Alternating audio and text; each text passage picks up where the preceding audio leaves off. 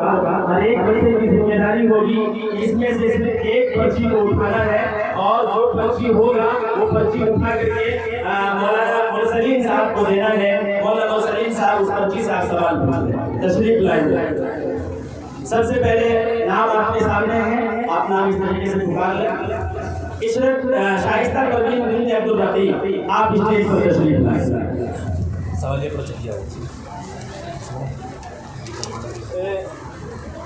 सवाल ये इसमें से उठा गया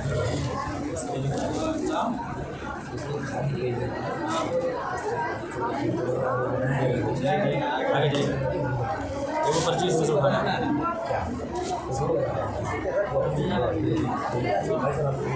कुछ लोगों का आया बस उसमें सवाल पर्ची उठाओ।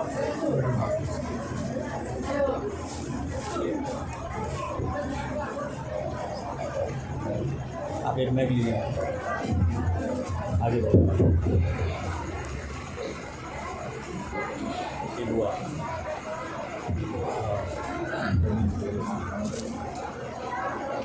सवाल नंबर 1 है आपका, इबुआ कौन रही है? मदीना तैयबा अंजार के खानदान में अपने रिश्तेदारों से मिलने गई थी।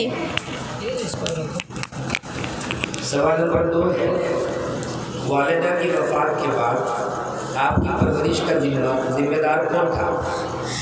उम्मे ऐमन, जो कि आप सल्लल्लाहु अलैहि वसल्लम की बांदी थी, हुज़ूर सल्लम की खिदमत शुरू की और हज़रत के दादा अब्दुल मुत्तलिब आपके वली और ज़िम्मेदार थे।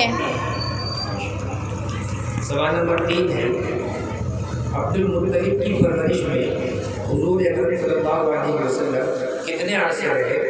तकरीबन 2 साल। फिर अब्दुल मुत्तलिब की भी वफ़ात हो गई। सवाल नंबर 4 है, हुज़ूर की उम्र उस वक्त क्या थी और अब्दुल मुत्तलिब की कितनी थी?